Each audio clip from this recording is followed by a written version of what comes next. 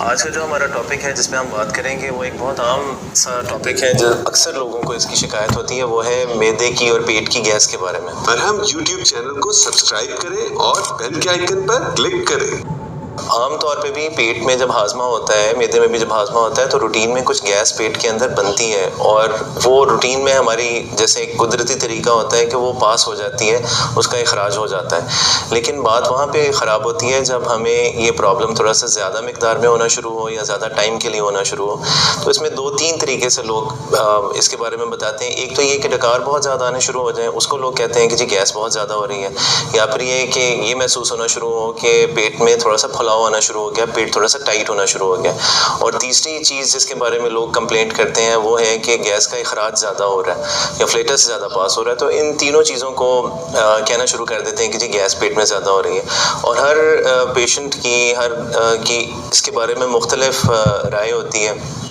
کچھ لوگوں کو یہ ہوتا ہے کہ اگر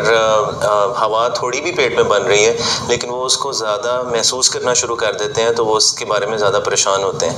عام طور پہ یہ کہ اگر پیٹ میں آپ کو ڈکار زیادہ آنے شروع ہو رہے ہیں تو وہ عام طور پہ کسی بیماری کی وجہ سے نہیں ہوتا۔ اس میں یا تو یہ ہے کہ آپ زیادہ ہوا کو اپنے اندر لے کے جا رہے ہیں، اس کو زیادہ ہوا نگل رہے ہیں۔ عام طور پہ جب ہم کھانا کھاتے ہیں تو اس کے ساتھ بھی کچھ ہوا پیٹ میں جاتی ہے، لیکن اگر آپ تھوڑے سے زیادہ حساس طبیعت کے مالک ہیں یا چیزوں کے بارے میں زیادہ سوچنا شروع کر دیتے ہیں تو غیر محسوس طریقے سے آپ بہت زیادہ ہوا کو پیٹ کے اندر لے جانا شروع کر دیتے ہیں۔ تو اس میں پھر آپ کو یہ فیلنگ آنی شروع ہو جاتی ہے کہ آپ کو زیادہ ڈکار آ رہے ہیں اور آپ سمجھتے ہیں کہ شاید ہاضمہ خراب ہو گیا ہے، اور کیونکہ تھوڑا سا سٹریس ساتھ میں چل رہا ہوتا ہے تو اس وجہ سے اس کے لیے پریشانی ہونی شروع ہو جاتی ہے۔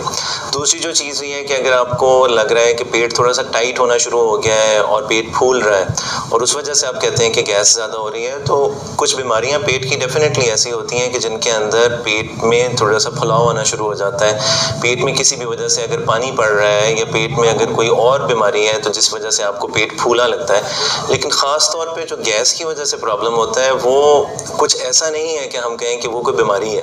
تو اس میں بھی جو زیادہ جو چیزیں ہیں وہ یہی کہ یا تو آپ کی خوراک کے اندر کچھ ایسی چیزیں ہیں جس کی وجہ سے آپ کو یہ فیلنگ زیادہ آنی شروع ہو جاتی ہے۔ ہاضمہ اگر ڈیلے ہو جاتا ہے کہ کھانا جو کھا رہے ہیں وہ دیر سے ہضم ہو رہا ہے تو پھر مسئلہ ہوتا ہے۔ اور تیسری چیز یہ ہے کہ بڑی آنت کے اندر بعض اوقات کچھ ایسے جراثیم ہوتے ہیں جو کہ جب ہماری خوراک ہضم ہوتی ہے اور اس کے اوپر وہ جراثیم کام کرتے ہیں تو وہ گیس زیادہ بنا دیتے ہیں۔ تو اس میں موٹی سی بات یہ ہے سمجھانے والی، ایک تو یہ کہ اگر آپ کا سٹریس کا لیول کم ہو تو اس وجہ سے کام ٹھیک ہو سکتا ہے جو گیسز کا معاملہ۔ دوسرا، اگر ہم اپنے کھانے پینے کے اندر ان چیزوں کا خیال رکھیں کہ اگر ہم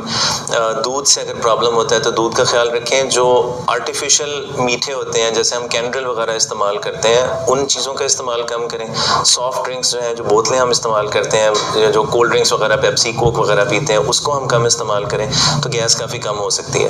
دوسرا، سبزیوں میں اور پھلوں کے اندر خاص طور پہ یہ جو بینز ہیں، لوبیا ہے، گوبھی ہے، گاجر ہے، اگر کچی سبزیاں استعمال کر رہے ہیں تو اس سے بعض اوقات گیس کا مسئلہ زیادہ ہو جاتا ہے۔ تو آپ خود یہ دیکھیں کہ کن چیزوں کے کھانے سے آپ کو یہ مسئلہ زیادہ ہوتا ہے، ان کو روکیں۔ اور اس کے علاوہ غیر ضروری اینٹی بایوٹکس کا استعمال اور غیر ضروری طاقت کی گولیوں کا استعمال بھی ان چیزوں کو زیادہ پروموٹ کرتا ہے۔ تو یہ ایک اوور آل میں آپ کو بتا رہا ہوں کہ یہ چیزیں فردر پھر یہ ہے کہ اگر کوئی بیماری ہے یا کوئی بھی چیز ہے تو اپنے قریبی کسی ڈاکٹر سے رابطہ کر کے تو مزید آپ اس کو دیکھ سکتے ہیں کہ یہ گیس کی وجہ کیا ہو رہی ہے۔